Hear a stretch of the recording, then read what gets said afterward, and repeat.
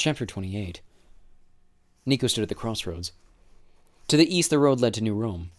To the south, it meandered toward Temple Hill. His original impulse had been to visit his father's shrine. Hades had never been one to respond to his prayers, but Nico harbored a slim hope that after their most recent interaction, the god might be open to appearing and giving him some advice. Now he wasn't sure that was a good idea. Did he really want to burden his father with yet another demigod conflict? Surely Hades already knew what was going on with Pirithous and the Court of the Dead. And if he didn't, did Nico really want to be the one to break the bad news? Savannah's words echoed in his head. It's not easy to ask for help. His other option was in New Rome. He felt a pang of sadness as he looked at the city's gleaming white streets and red-tiled roofs. He missed Percy and Annabeth, who were so very close to him right now. They'd know what to do. They'd be willing to help in a heartbeat. But Percy and Annabeth had made it to college. They deserved a life beyond battles and quests. Nico turned back toward Temple Hill. He chided himself for his indecision. Had he ever been a burden to his father? If Nico wanted Hades to act more like a regular dad, Nico needed to treat him more like a regular dad. Nico hurried south. It was a clear day, but as he got closer, he noticed a single dark cloud hanging over Temple Hill. He didn't know what that meant. Maybe a portent from his father? Or Jupiter? Or any of the dozens of other gods with monuments there? He wondered if they had to use a scheduling app to get their portents on the calendar. My turn for a storm cloud. I built today for a flock of ravens. No, Tuesdays are for rainbows. Nico climbed the hill, past altars, monuments, and statues of Roman gods who all seemed to follow him with their eyes. It seemed so long ago when Nico had shadow-traveled to Pluto's shrine, cheating his way out of the 5th cohort's morning run. Strangely, he found it more difficult to find the place on foot. He took a wrong turn at the shrine of Juventus, and then he had to double back and follow the path of the 9 Muses until he got past the shrine of AC Milan. Okay, that was a joke. The modest dark mausoleum built into the side of the hill was his father's. As always, Nico admired the roof covered in bones and diamonds. He wondered if he could ever get a pair of boots to match. At the entrance, he hesitated. He still remembered falling asleep in front of those double doors, dreaming of a voice from the underworld. Go home, Nico D'Angelo. Keep aiding and abetting criminals, and we'll find you guilty as well. But now he knew that voice belonged to Pirithous, and he was not going to let some arrogant dead guy in a Halloween mask keep him from his father's altar. Nico had every right to be here. He'd come to seek help for Hazel, another of his father's children. He pushed open the doors, and light rushed into the dark space. It took a moment for his eyes to adjust.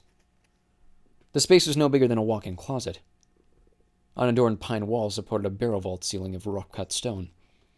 A single bench with red velvet cushions faced a small altar made of black marble. He approached the altar and found a few offerings covered in cobwebs. A smooth gray rock, a pile of silver denarii, and a desiccated pomegranate. The last one made him smile. He hoped his stepmother Persephone was doing well. Nico had given a lot of thought about what to offer. Sacrifices were important if you wanted to get a god's attention. He doubted Hades would settle for a gray stone from his son, like, Hi, Dad. I saw this rock and thought of you. Nico needed something much more personal, more precious to him. He lifted his arm and stared at the gash in the sleeve of his bomber jacket. Maybe it was time to say goodbye to an old friend.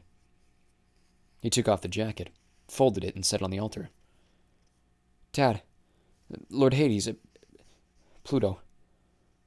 Off to a great start, Nico told himself. You've named your dad 3 times. He sat on the bench, trying not to feel exposed in just his t-shirt and jeans. I hope you know how much that jacket means to me. It's been with me through, well, pretty much everything. It's like half my personality at this point.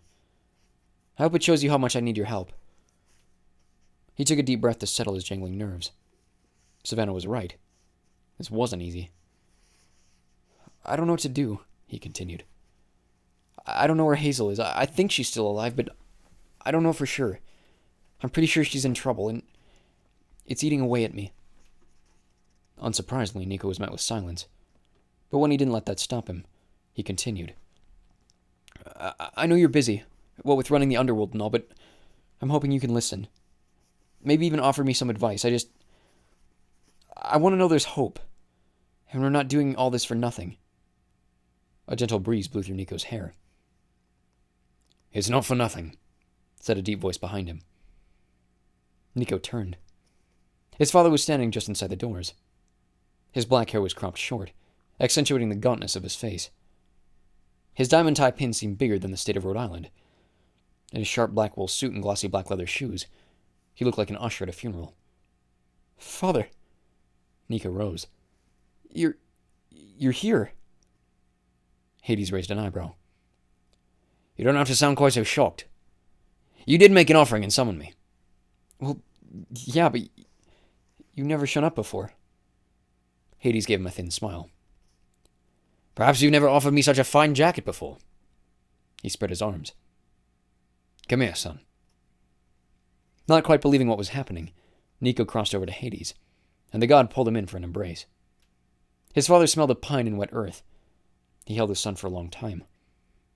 Nico felt as if 1,000 new Cocoa Puffs were forming inside his stomach. At last, Hades released him. He gripped Nico's shoulders and studied his face. "It's good to see you again, son. So soon," Hades said. "After your mother died, as you know, I spent way too long away from you, Bianca. I thought that was the best for your safety, but I was wrong. That distance, it made me bitter, indifferent, disconnected. If I'm to remain the one who oversees the underworld, I must do a better job of staying in touch with the world above. I'd like to make a habit of more frequent visits with you." Nico swallowed back the lump in his throat. He'd never felt so close to his father, but the feeling was undercut by what Hades had said. If I'm to remain the one who oversees the underworld. That seemed like a darker portent than any storm cloud. "I'd like that too," he said. Hades' dark eyes glinted like onyx. "Sit, my child. Tell me what's troubling you, and I'll see what I can do." Nico felt like a broken dam. He started talking, and the story spilled out of him, leaving him breathless by the end. Hades placed a hand on his shoulder. "Let me calm your mind a bit, Nico. Your half-sister is very much alive." Nico's relief was so immense, tears sprang to his eyes. "Thank you. I don't think I could deal with another loss." Hades examined him. "I'm not so sure of that," he said. "I don't want you to suffer, but I also think you're possibly the most resilient of my children. You seem able to deal with anything." I appreciate that, Father. But sometimes I get tired of having to deal with everything." "I'm not human, but I believe you just described what it's to be mortal." Nico groaned. "I don't suppose you'd consider making me immortal, then?"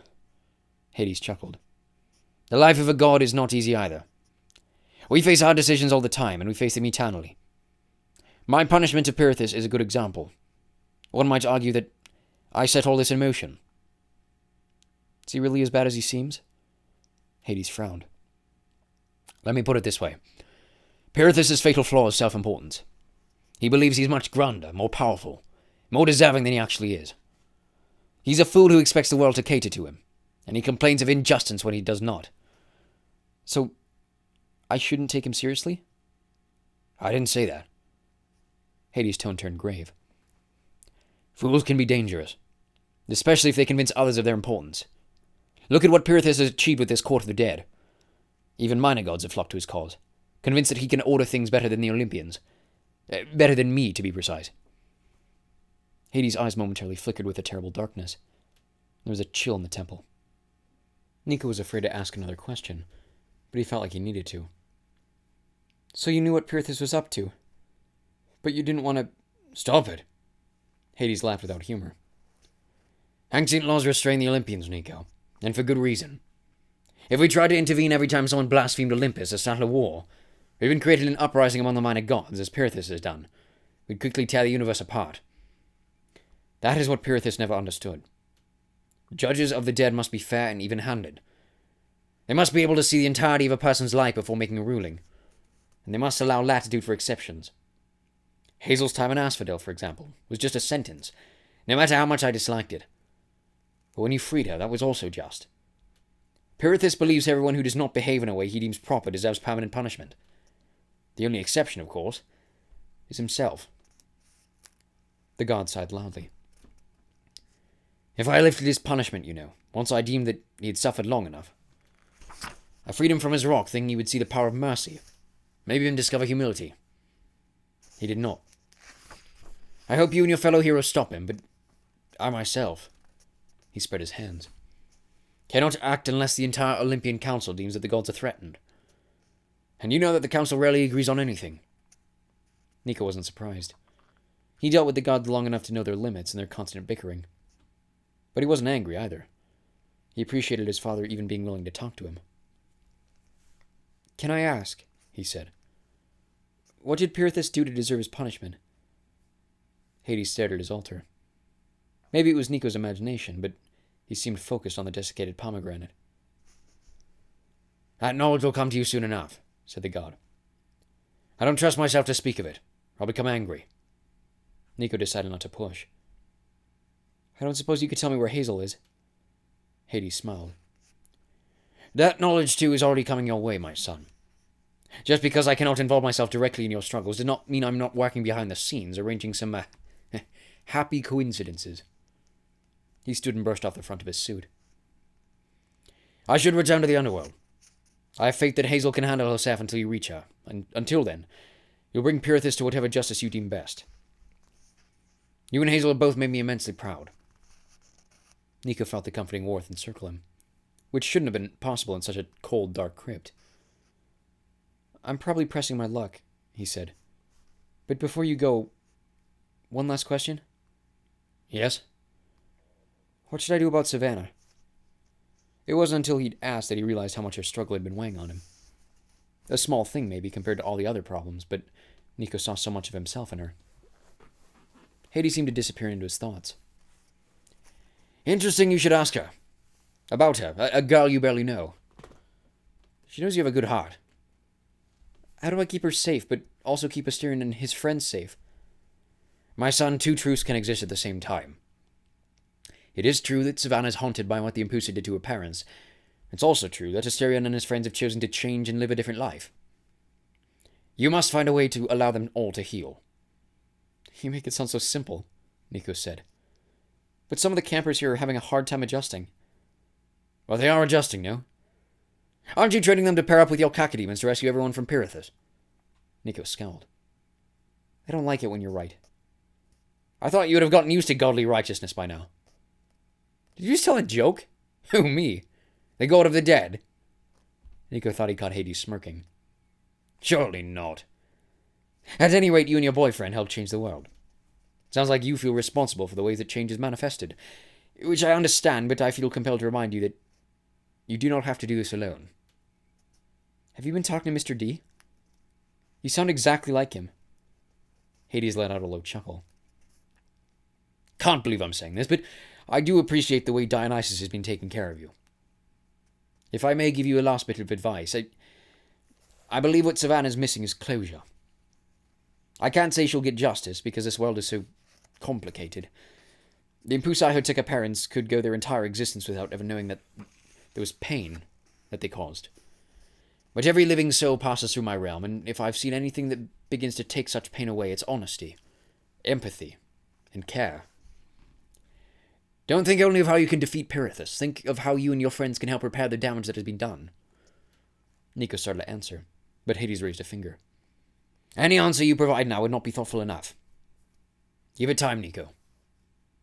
"Thank you." Hades nodded. "Now, since fair is fair, I have one more thing to ask you before I head back downstairs. How are your, Cocoa Puffs? Is that what you're calling them now? It's a lot better than their technical name.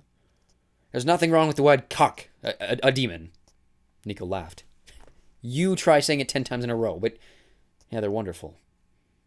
I'm sure they're currently having the times of their lives tormenting their demigods in training." You are the first person to ever become a steward of so many cacodemons.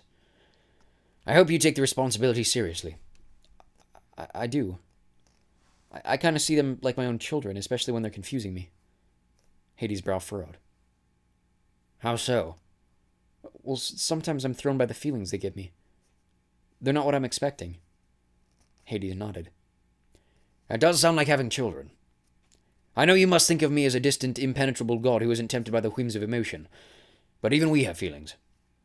Look at Dionysus, for example. He's just as chaotic as all of you." Nico frowned. "Thanks?" The god placed a hand on Nico's shoulder. "I've been alive for a very, very long time, Nico. I confess that life still surprises me. Not always in the ways I want, of course. That's the gamble of existence. But I suspect the cacodemons are lying to be what you need them to be, even if the feelings and memories they show you are uncomfortable. Talk to that boyfriend of yours. He's the son of Apollo. I'm sure whenever you need it, he'll help remind you of the brighter side of life. Nico smiled. Even if it's the inferior side? My child of darkness. Hades pulled Nico in for one last hug. Continue to trust your instincts. They've guided you well thus far. And with that, Hades evaporated into shadows. Nico sat there for a moment, basking in the warmth of the experience he just had. Maybe he wasn't as lost as he'd thought. He stood to leave, then saw that his bomber jacket was now neatly folded over the back of the bench. He glanced at the altar. Empty. He picked up the jacket and discovered there was no longer a gash down one of the sleeves. It had been mended, as good as new. Tears leapt to his eyes. Thanks, Dad, he said. Love you too. He made his way to the doors and emerged into the daylight. As he did, someone stumbled back.